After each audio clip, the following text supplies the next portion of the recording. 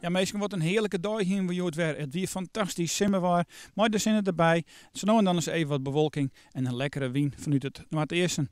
Het lijkt er zelfs op dat het nog wat warmer wordt, takken weken, maar lokaal tropische temperatuur, misschien ook wel in Friesland, maar goed, Safir is het nog net. We gaan eerst even naar het waar voor joen en vannacht.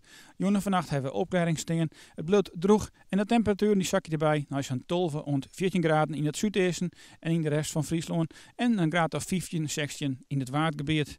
De wind is erbij nog altijd maar eerstelijk en die is zwak, krijgt in rond treien, zo nou en dan is even matig in het waardgebied. En het bloed voorlopig nog simmerwaar, maar we krijgen morgen wel wat meer bewolking.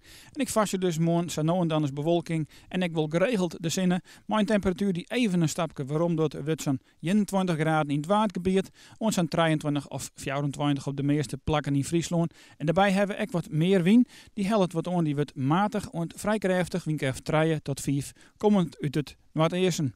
En ja, dan het fruitjoch voor de komende dagen. We beginnen even naar het weekend. Sleun hebben we ook wat bewolking, snow en dan zinnen. En een temperatuur, ook maar een matig en vrij krachtig wind. Zo om en nabij de 22 graden gemiddeld. En dat zijn natuurlijk altijd nog hele noffelijke temperaturen. Maar het wordt warmer, want sneeuwen gaat die temperatuur omheeg naar een graad of 26 gemiddeld in Friesland. Dat betekent dat in het zuiden van het land de 30 graden al mogelijk is.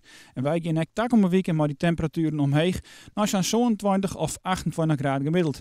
Een soort rond te verzinnen, het bloot droeg en die wind die is zwak tot matig, komend uit het eersten en noordoosten. Nog een offelijke jong verder.